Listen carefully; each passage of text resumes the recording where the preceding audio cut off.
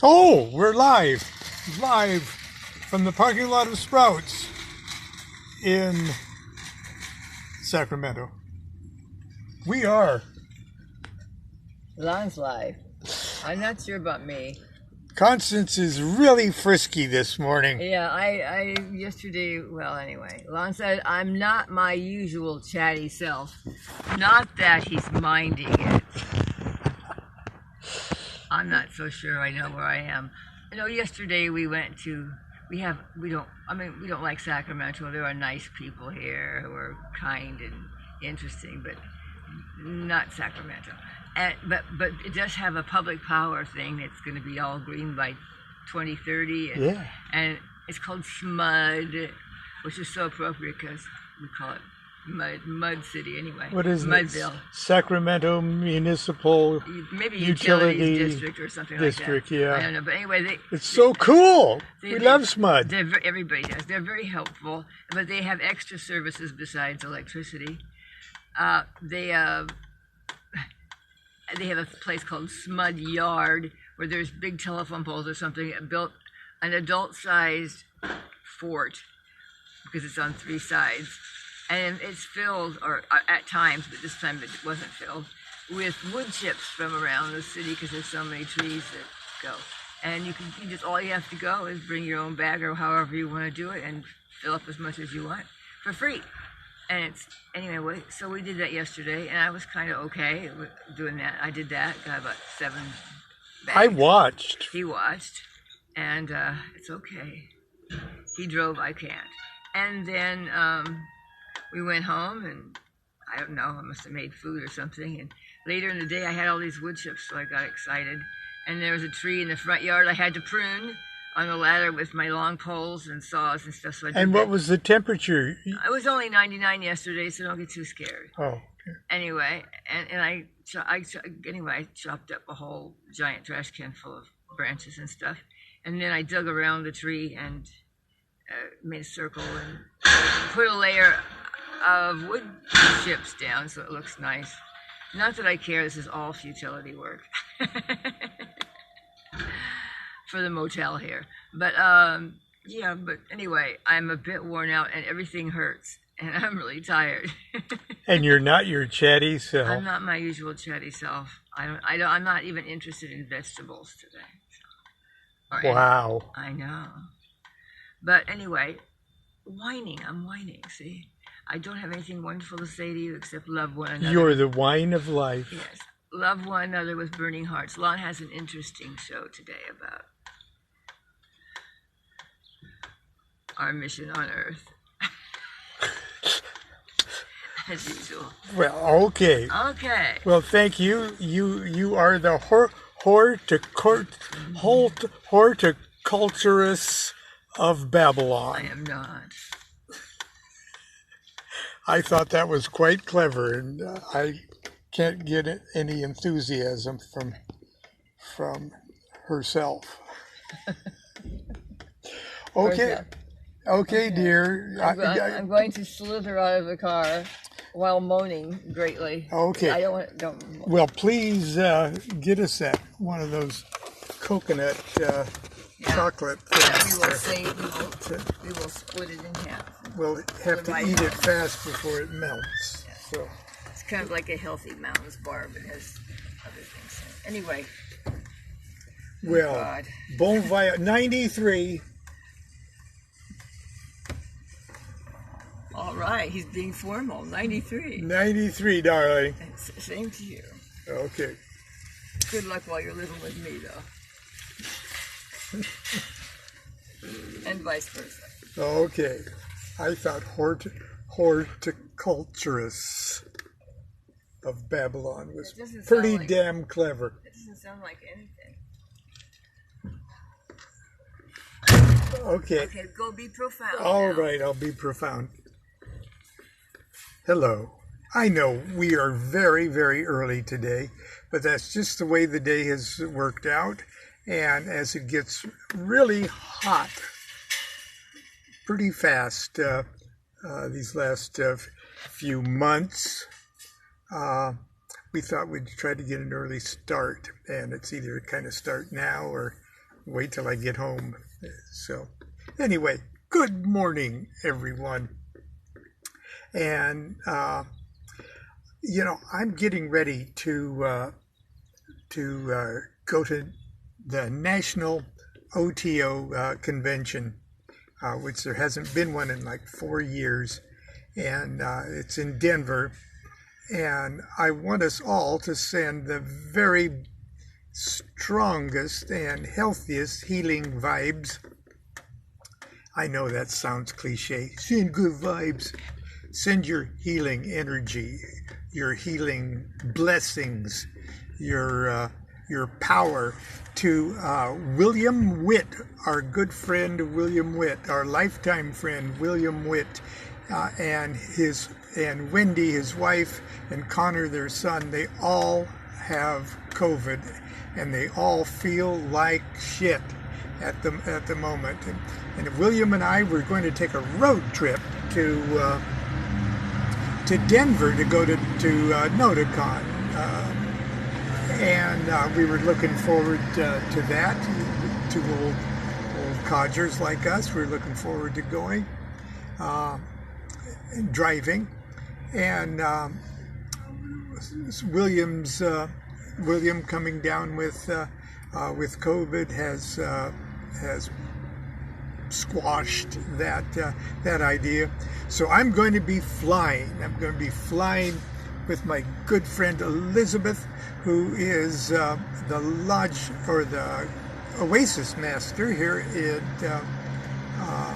418 Lodge OTO. And so I'm going to be flying, and this is the first time I'll have stepped on a plane since I stepped off a plane from Santiago, Chile, just literally the day before the huge, almost total lockdown over the pandemic. So feel free to send me good vibes too, but send your healing energy to William and his family in Orange, California, if you want to zero it in. Well, anyway, I'm getting ready to talk at NodaCon. I always do the lunch. We call it lunch with Law. Okay, and that's well, one of the advantages of that is that that's where everybody attends the luncheon. Okay. All the other speakers have to sort of compete with each other on multiple tracks of lectures and things. And so I get a captive audience of drooling Thelemites every year. And I don't know what I'm going to say exactly, but in my preparation for what I might be talking about, I took the theme of this year's NodaCon,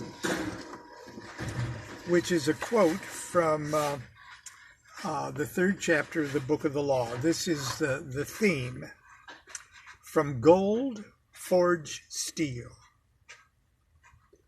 Now that's the first half. That is chapter 3, verse 32 of the Book of the Law. From gold forged steel. Now,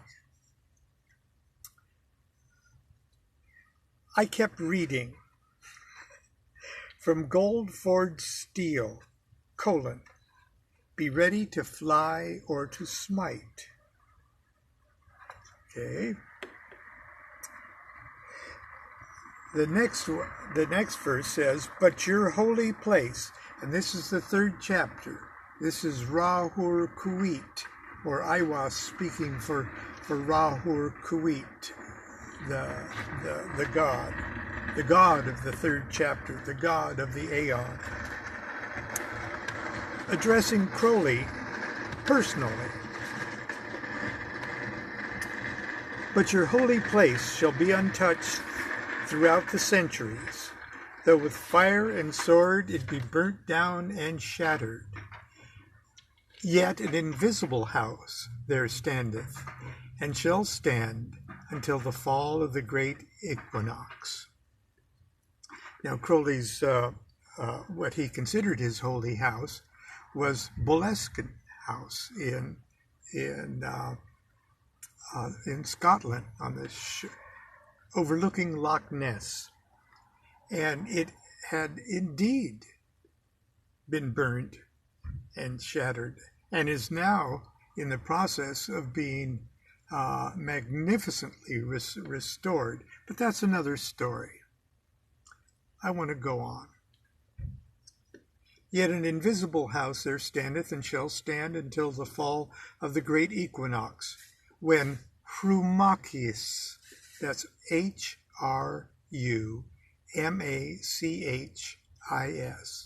when Hrumachus shall arise, and the double-wanded one assume my throne and place.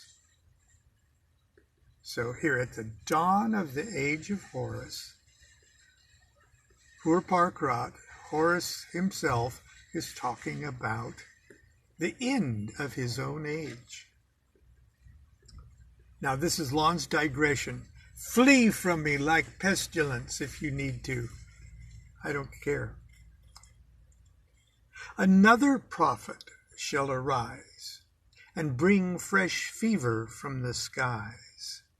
Another woman shall awake the lust and worship of the snake.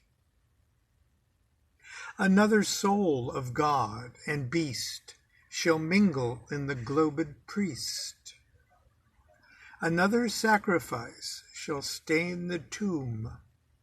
Another king shall reign, and blessing no longer be poured to the hawk-headed mystical Lord. Now, even though it's not arranged on the page like a poem, it is a rhymed verse for sure. Now, Crowley wrote two formal, commentaries on many of the verses of the Book of the Law. And he wrote one comment called the Old Comment in 1913. And he wrote another more extensive one, most of them are more extensive, in 1920. So between those two, Crowley has sort of grown and gotten new ideas and things like that. So, but his first old comment on that was, "This prophecy relating to centuries to come does not concern the present writer at the moment." He wrote that in 1913. "Yet he must expound it. The hierarchy of the Egyptians give us this genealogy: Isis, Osiris, Horus. Now the pagan period is that of Isis, a pastoral, natural period of simple magic. Next, with Buddha, Christ, and others, there came in the equinox of Osiris, when sorrow and death are the principal object of man's thoughts, and his magical formula is that of sacrifice. Now, with Muhammad perhaps as its forerunner, comes in the equinox of Horus, the young child who rises strong and conquering with his twin, Harpocrates, to avenge Osiris and bring on the age of strength and splendor. His formula is not yet fully understood. Following him will arise the equinox of Ma, M-A, the goddess of justice. It may be 100 or 10,000 years. from now. For the computation of time is not here, is there. Okay, he said, Ma, the goddess of justice.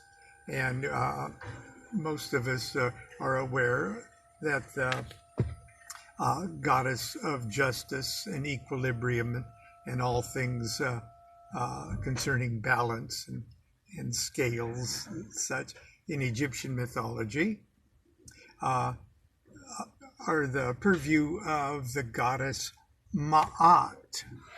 Okay, so it's pretty clear that the Ma he's talking about here is the root of the goddess Ma'at. So, but here he simply identifies her as Ma. Now, the new comment on that section that he wrote 7 years later in 1920 is this. Note the close connection between Leo and Libra in the tarot. Okay, hang on. Leo,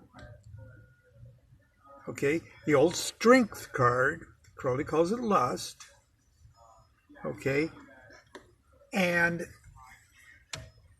Libra, the justice card. Okay, now, why do they kind of go together? Well, the justice card here is the 8th tarot key. Now, you can argue, say, well, isn't it the 11th tarot key? Well, the Golden Dawn switched it back to 11 because they sort of pinned their sequencing on the Hebrew alphabet, and the sequences of the 12 simple letters of the zodiac when projected on a zodiacal wheel would have naturally put Leo in the 8th position and Libra in the 11th position. But the original tarot of Marseille, which sort of set the first order of the tarot trumps, had it just the other way around. And for lots of other reasons, Crowley said, no, I'm going to switch back to the original thing. Justice, even though it's Lamed, and Lamed comes a little later in the sequence of Hebrew letters, no, I'm going to leave it as the 8th key, and I'm going to leave the strength card or the lust card as number 11. So, sorry for that digression, because I was reading here. Let's see. Note that the close connection between Leo and Libra in the tarot, numbers 8 and 11 of their trumps, being interchanged with 11 and 8. Now, there is no such violent antithesis between Osiris and Horus. Okay? Strength will prepare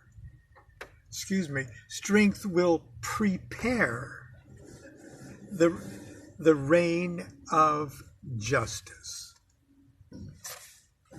Strength, wild and crazy strength, will prepare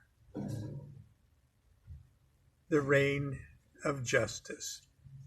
Here's what, this is Crowley, not I.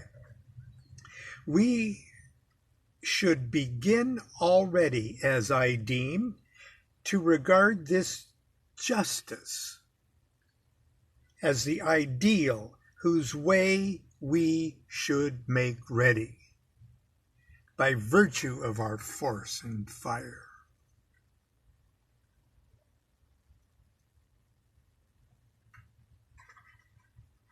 Taking the holy place to be Boleskine House, it's already been subjected to a sort of destruction. He's writing this in 1920. It was presented to me by the OTO and sold in order to obtain funds for the publication of Equinox Volume 3. But the proceeds of the sale were mostly stolen by the then Grand Treasurer General of the Order. He names him by name here.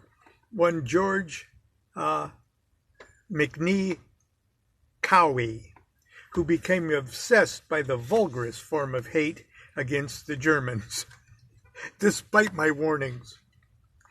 With reference to verse 59 of this chapter, he became insane and behaved with the blackest treachery, this theft being but a small portion of his infamies. The incidents was necessary for my own initiation.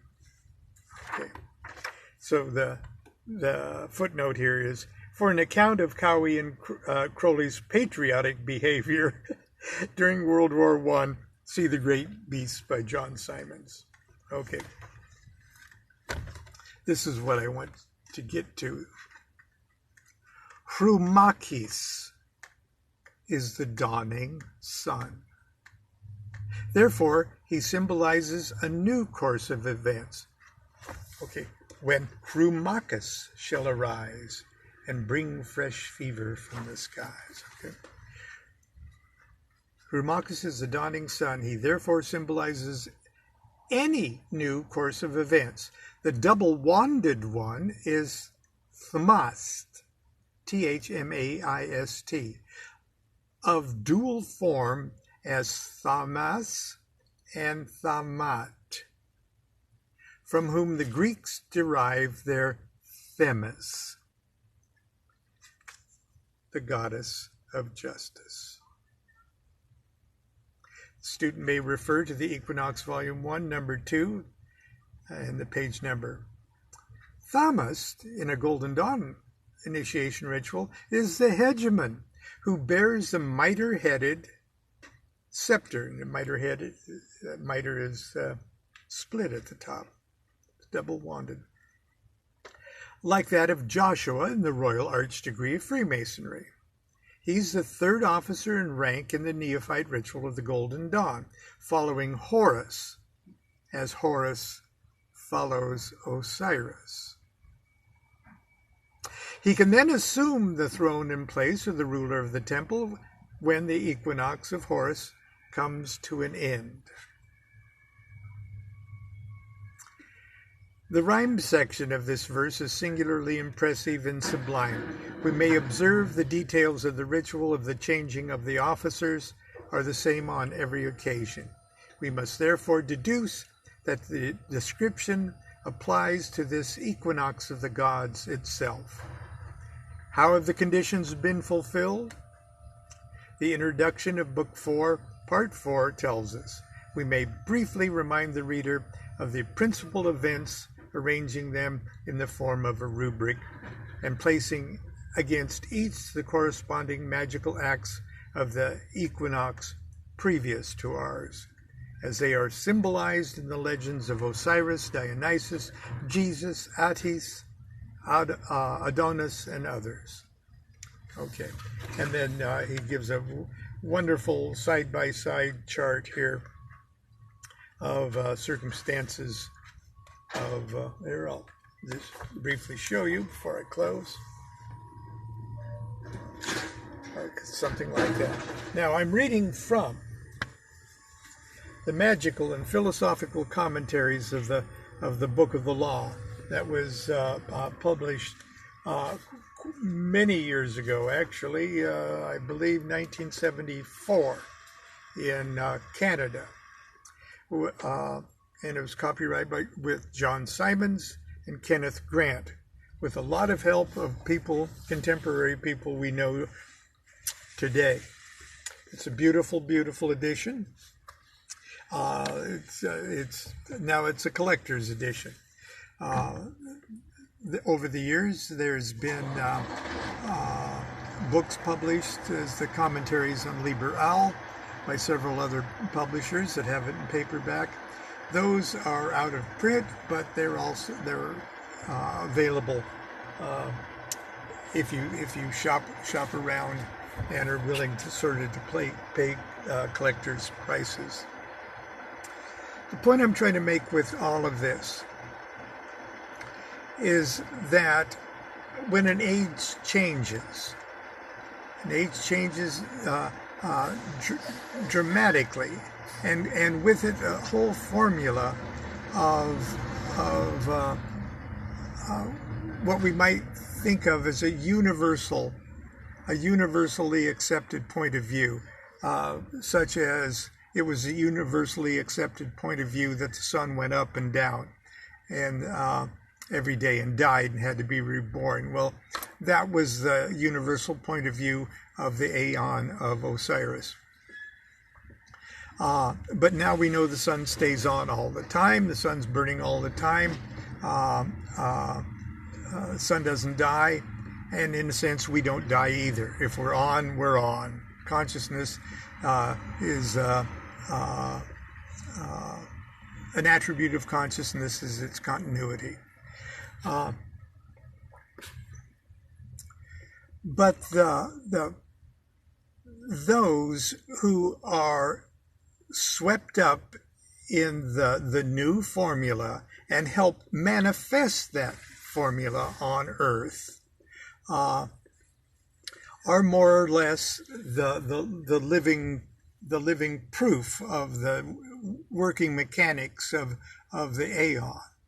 But those who have, and they attempt to affect that formula on the world. But those who've already done that and are busy affecting that formula within themselves and have synchronized themselves to that on a spiritual plane. In other words, one is the adherent of the formula, and the other would be the adept of the formula. And it's the adept's job to make way, to aid, as Crowley says, to bring about the reign of the next Aeon. So I'll have more to say about that. First of all, I think I'll have more to say about it in my lunch with Lon, and maybe not. But anyway, that's as much as we're going to talk about it today. So I hope you got a kick out of it at least. Until tomorrow, hopefully. Continue to be good to yourself, be good to each other.